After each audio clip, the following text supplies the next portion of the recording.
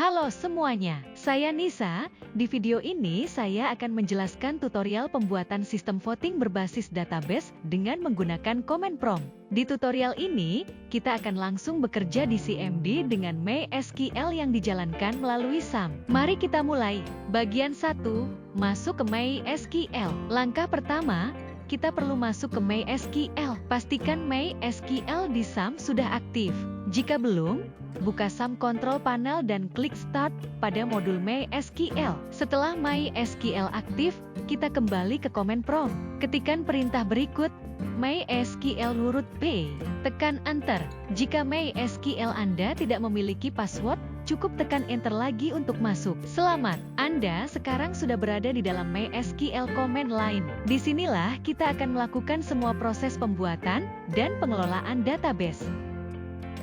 Bagian 2, membuat database. Langkah berikutnya adalah membuat database untuk sistem voting. Ketikkan perintah Create Database Voting System, lalu tekan Enter. Untuk memastikan kita bekerja pada database yang benar, gunakan perintah UC Voting System. Perintah ini memastikan semua tabel dan data yang kita buat nanti akan disimpan di database ini. Bagian 3, membuat tabel. Sekarang, mari kita buat dua tabel utama. Pertama, tabel untuk pemilih atau voters. Ketikkan perintah untuk membuat tabel dengan nama voters. Tambahkan kolom seperti ID, nama, dan kandidat yang mereka pilih.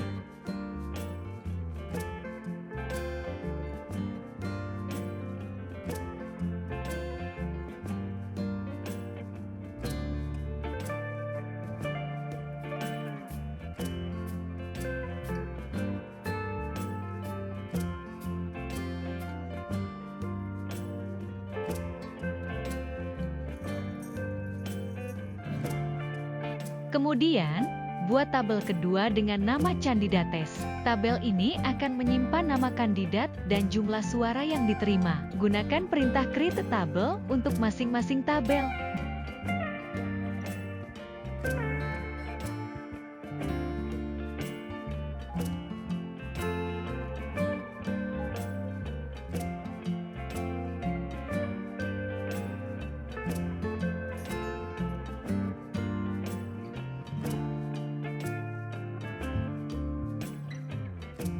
Jika tidak ada kesalahan, tabel Anda sudah berhasil dibuat. Kita siap melanjutkan ke langkah berikutnya.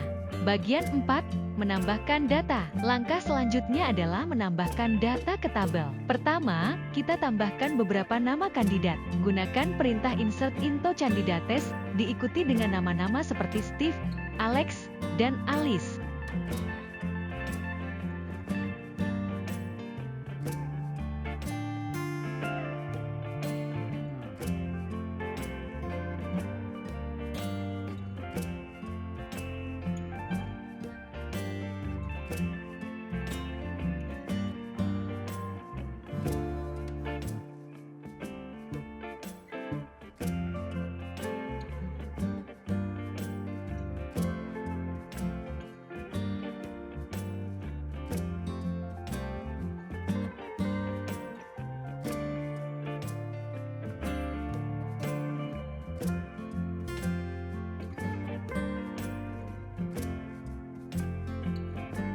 Setelah itu, tambahkan data pemilih ke tabel voters. Contohnya, kita masukkan nama seperti Dayat, Wahyu, dan Ayu.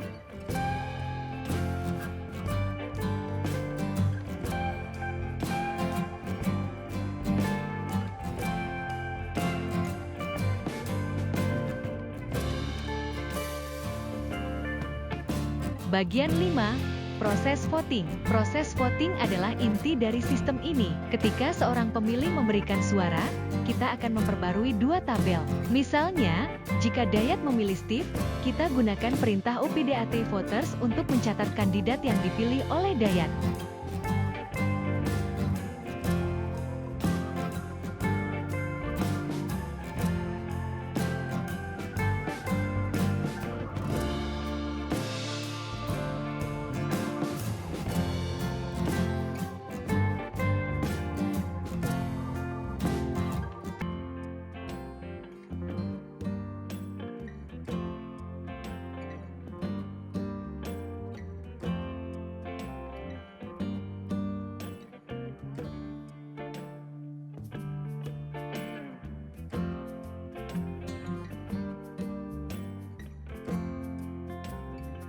Kemudian, kita tambahkan satu suara untuk Steve di tabel Candidates menggunakan perintah update Candidates.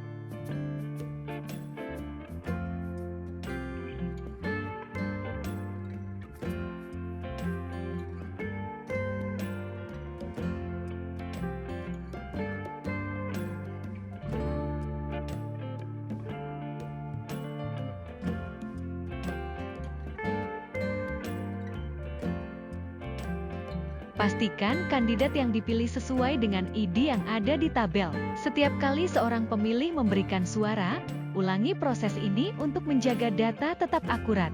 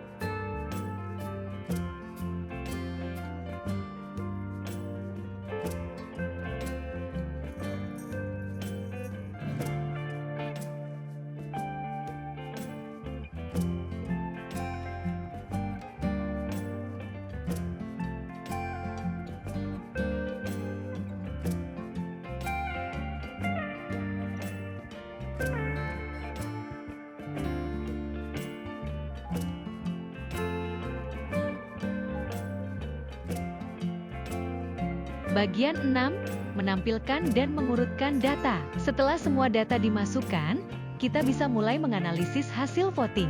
Gunakan perintah seleksi T untuk menampilkan semua data di tabel voters dan candidates.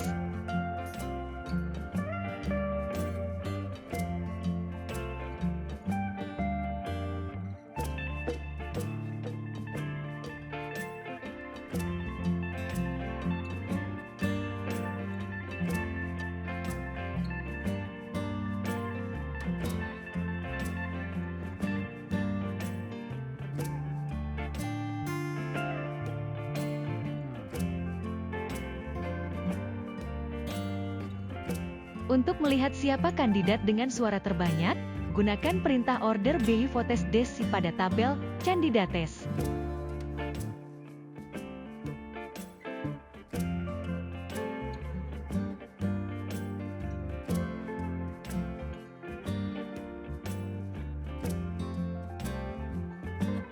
Ini akan mengurutkan kandidat berdasarkan jumlah suara dari yang tertinggi ke terendah. Anda juga bisa menggunakan perintah limit untuk menampilkan hanya kandidat dengan suara terbanyak. Fitur ini sangat berguna untuk mendapatkan hasil dengan cepat. Bagian 7, manipulasi data. Tidak hanya menampilkan data, Anda juga bisa memanipulasi data sesuai kebutuhan. Misalnya, jika ada pemilih yang tidak sah atau belum memberikan suara, Anda bisa menghapus mereka dari tabel dengan perintah delete.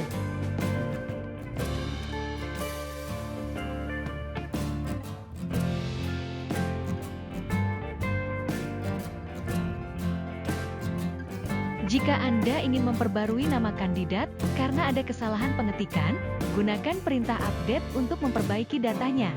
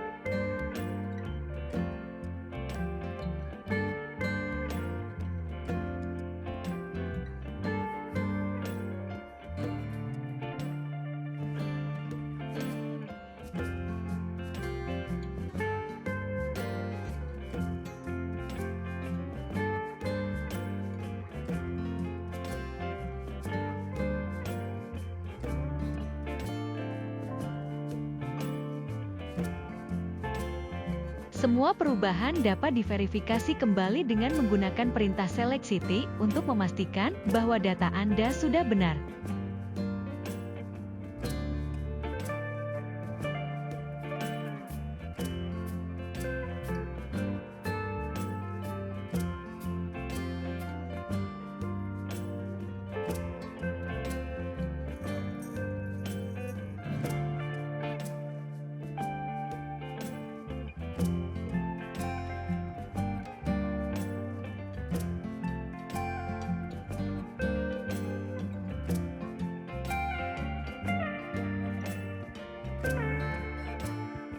Bagian 8, menampilkan hasil akhir. Sebagai penutup, mari kita tampilkan hasil akhir dari sistem voting ini. Ketikkan perintah select city pada kedua tabel untuk melihat data lengkap. Pada tabel voters, Anda akan melihat siapa saja yang telah memberikan suara.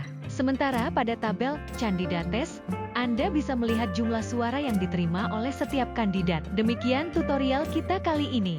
Dengan menggunakan comment prompt, Anda telah mempelajari cara membuat database, tabel, menambahkan data, memproses voting, hingga menampilkan hasilnya. Semua ini adalah dasar yang kuat untuk membangun sistem yang lebih kompleks di masa depan. Terima kasih sudah mengikuti tutorial ini. Jangan lupa untuk mencoba sendiri di komputer Anda. Sampai jumpa di video tutorial berikutnya.